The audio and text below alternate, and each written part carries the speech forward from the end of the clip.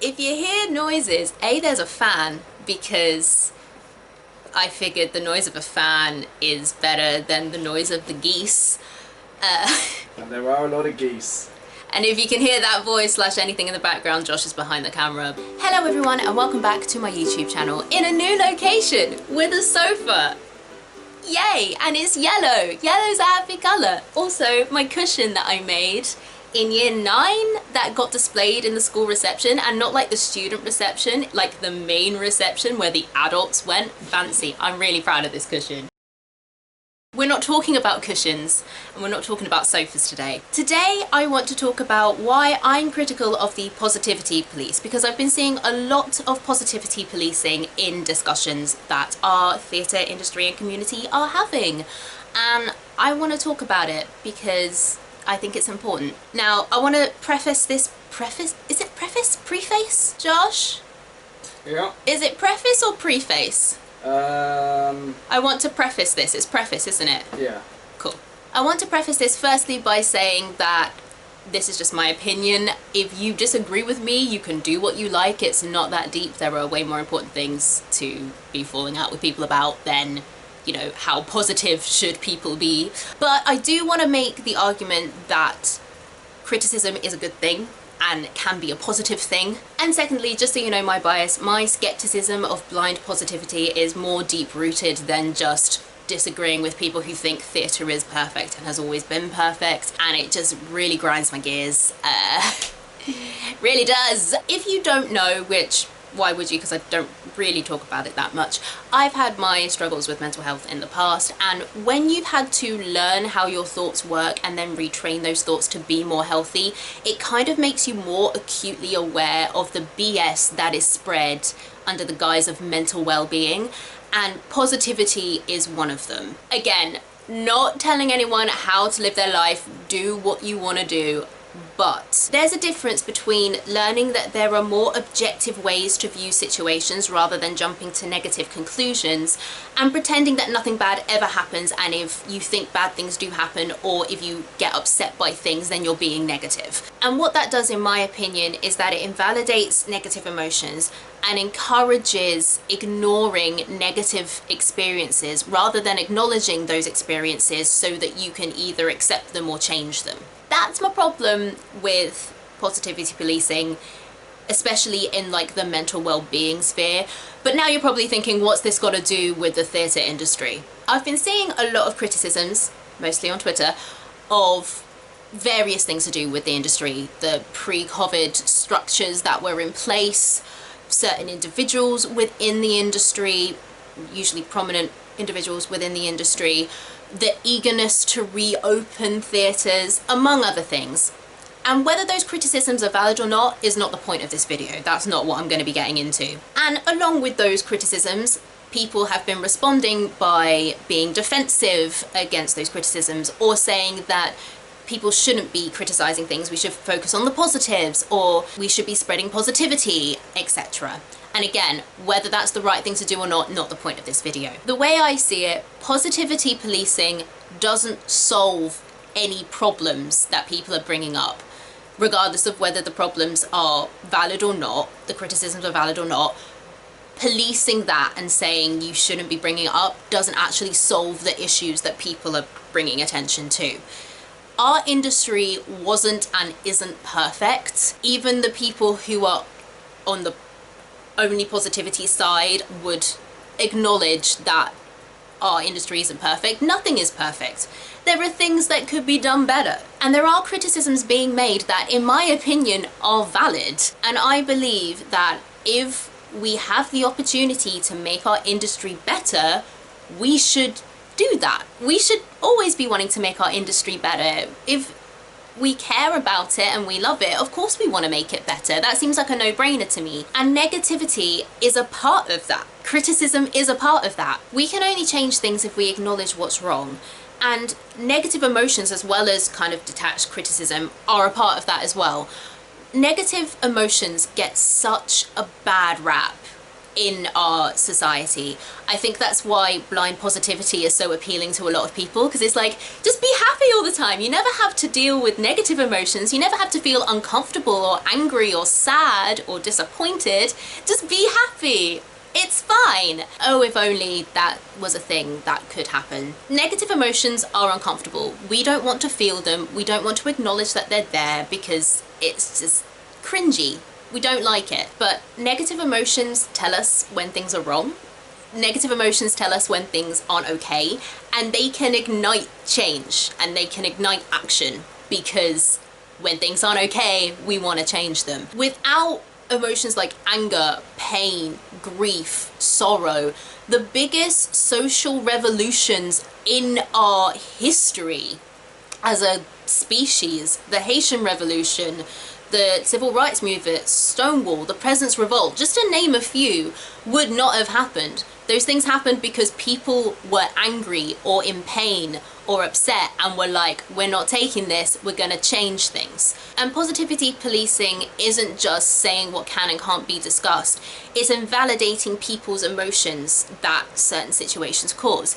If I say something makes me angry and you say that's really negative, you should be thinking more positively, or you should be spreading positive things at this time, not only are you shutting down a conversation for something that may need to change or something that is a problem that can be fixed, you're also invalidating the fact that I feel angry about something, because you're saying that my anger doesn't matter. What matters is being positive. And that's just not good. That's not a good thing to do in society. In my opinion. All this to say that negativity is a part of positive change, and if we want positive change, we need to look it in the face. We can't run from it, guys. And I think there's been a lot of running, and I understand why, but it's not gonna help us in the long run. Now, obviously, I'm not talking about racist trolls in bad journalist cosplay. Those people can get in the bin. If you know, you know. And I'm also not saying that you have to be like CinemaSins and ding everything wrong with theatre all of the time. That's not what is helpful either. I remember talking to my cousins about the Black Lives Matter movement and social media activism and how useful or not social media activism is. And I made the analogy to the military. So the military has different divisions, right? You have the army, you have the navy, you have the air force, you have the intelligence corps. Thank you, Josh, for telling me what the proper names for things was. He's thumbs upping behind the camera. Yeah. I know nothing about armies. He knows a lot about armies. So yeah, he helps me out with that. Anyway, there are different divisions, and each of those divisions do very specific things. You're not going to get the air force to get in a submarine. You're not going to get the army to fly planes. And I think with anything really where you're wanting to change things, and when you're in a community, when you're in a society, there are different roles to play.